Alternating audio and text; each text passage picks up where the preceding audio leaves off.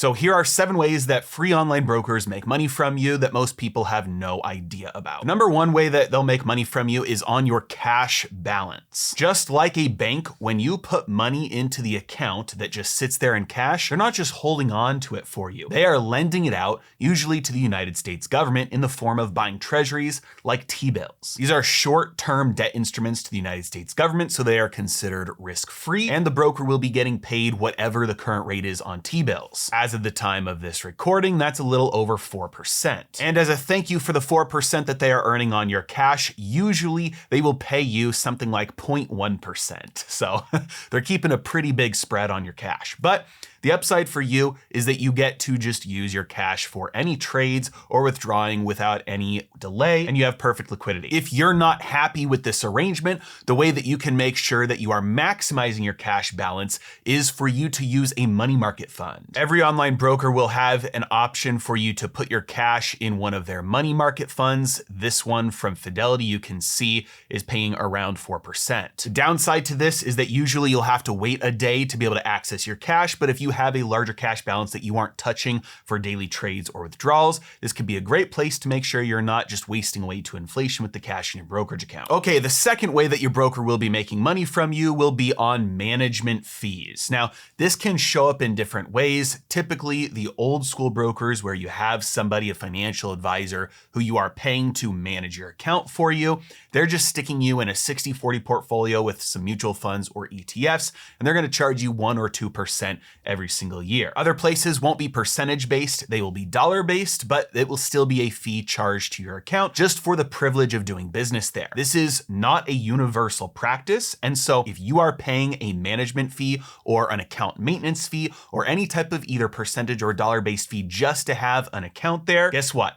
You can move your account somewhere else that doesn't charge you these fees. Also, you can invest your money in the exact same investments yourself because they're not choosing anything special for you. So there's no reason to pay somebody to do that for you. Now, by the way, if you don't know how to manage your own money because you don't know what percentage of your assets you should be allocating to each asset class, I've put together what I call my hyper growth portfolio blueprint for you just for this purpose. It's a step-by-step plan that walks you through how and why you should be allocating your account in order to make sure that you are not vulnerable to stock market crashes, inflation, and also you have explosive upside. Got it on a temporary discount. The link is in the description below if you're interested. Okay, the third way that your broker will be making money from you that most people are not aware of is ETF or mutual fund fees. Everybody knows the standard ETFs like SPY, which is invested in the S&P 500, or QQQ, which is invested in the NASDAQ. But what most people don't know is that there are sometimes hundreds of different ETFs from different issuers that invest in the exact same things. Like this one, VOO, invests in the S&P 500 just like SPY, but this one is just managed by Vanguard. Or this ETF, SCHX, which is invested in pretty much the same list of stocks, but it's managed by Schwab. This means that if your broker has you in any sort of an automated account where they are choosing the mutual funds or the ETFs for you,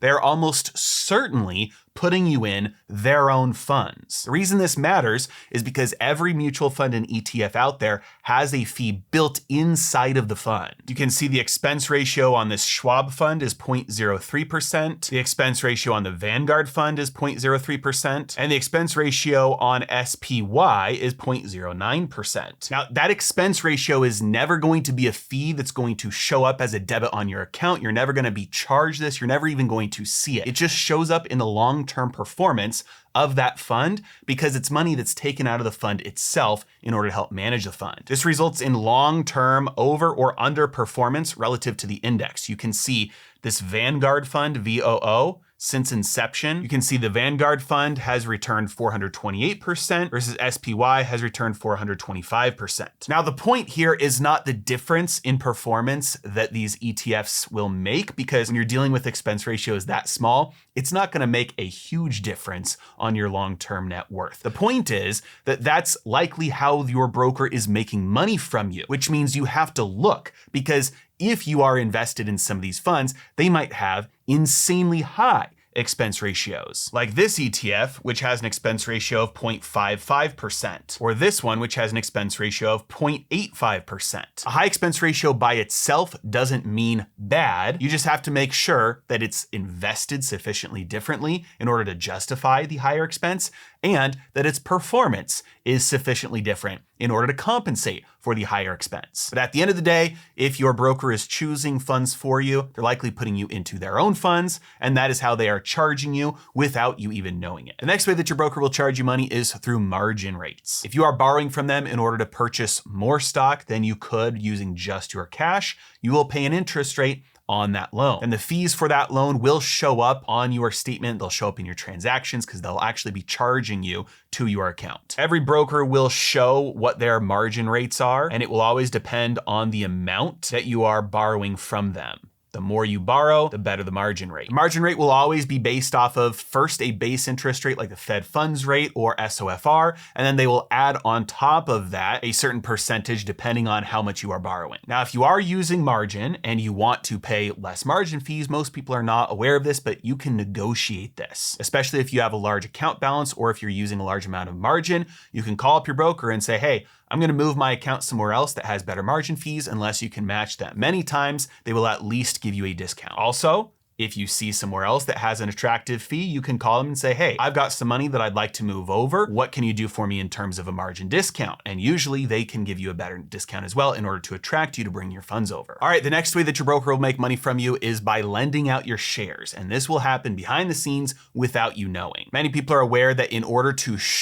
sell shares, that means you have to borrow those shares from somebody else so that you can sell them because you don't own them. So the only way you can sell something you don't already have is to borrow it from somebody else first. But most people are not aware that if you just own shares in a regular brokerage account, that many times behind the scenes, your shares are getting loaned out. Now, you still own the shares, which means if you ever have to go in and sell them, then they will automatically claw the shares back. You will be able to sell them. You won't even know the difference. And the broker will then find or locate shares from somebody else to refill that loan with. If they can't, then they can actually just close out the loan, and whoever short sold those shares will have to close their position to deliver the shares back. Now, this has absolutely no impact on you whatsoever, but if you just don't like it mentally, then you can shut off the margin feature on your account, convert it to a cash only account, which is a little bit of a hassle because then you have to deal with settlement times on your trades. But if that doesn't matter to you, you can go ahead and do that. The other thing is, most people are not aware that if you do have long-term holdings of certain stocks, you can actually participate in getting paid interest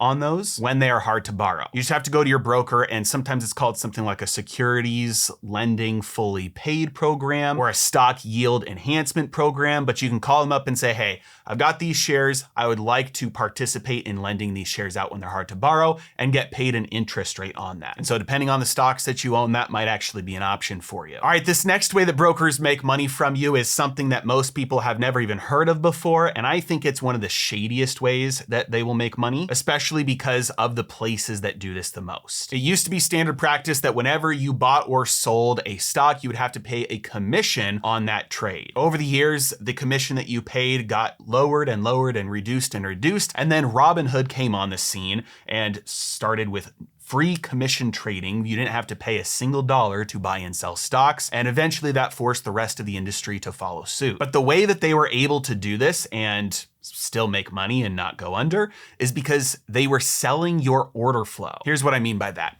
When you buy and sell stocks with your broker, they are not the market maker. In other words, you're not buying and selling to other people who own those shares at the same broker. So if you're buying and selling stocks at Vanguard, you're not buying and selling from other clients at Vanguard. Vanguard is routing your orders to a market maker. A market maker is an entity whose job it is to make a market in that security. Market makers make their money by making sure that there's always liquidity on that security. And so they want to make money on the spread between the bid and the ask. So they'll get a buyer from somewhere, they'll get a seller from somewhere, they'll match them up. And because they're the middleman, they'll take the spread between the bid and the ask, whether that's 1 cent, 5 cents, or anything. They don't take a directional bias in the market. They only make their money from the volume on all those trades, which means they want a lot of volume. And so they will go to places like Schwab and Fidelity and Robinhood and Webull and Interactive Brokers, and they'll say, hey, we want you to send us all of your order flow so that we can get the most trades, so that we make the most money on this spread. And in order to incentivize you to send us your order flow,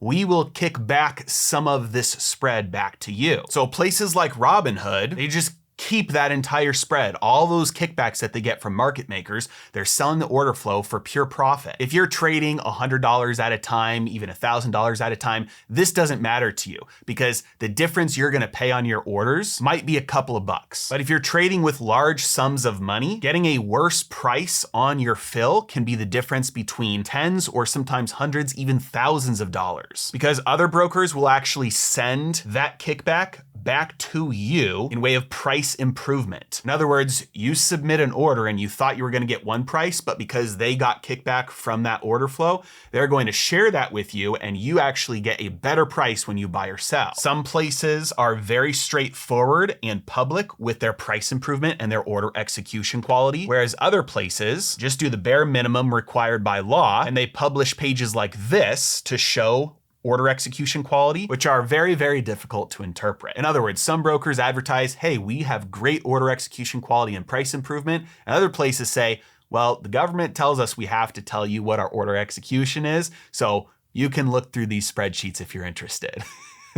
And typically what that means is that the ones who are not hiding anything or obscuring the data are going to be the better options. Okay, and the last way that brokers will make money from you is commissions on options. Now we talked about the fact that ETFs and stocks now trade commission free basically everywhere, but sometimes people aren't aware that that doesn't mean options on stocks as well, which means if you are doing large option trades with many, many contracts, sometimes you can be paying quite a lot in the commissions that you are paying on those trades without knowing it, because you just saw, hey, free commission trading, and you just assumed that applied to options as well. Some places it does, but many places it still doesn't. Now, it's still true that price improvement and order execution quality really matter here, especially because with options, the bid-ask spread can be very wide. So your price improvement can matter a whole lot more, and you can make a lot more on price improvement than you will on a 50-cent commission not being there. So if you are interested in making sure that you are getting the absolute best deal possible, you want to make sure you're taking both of those into account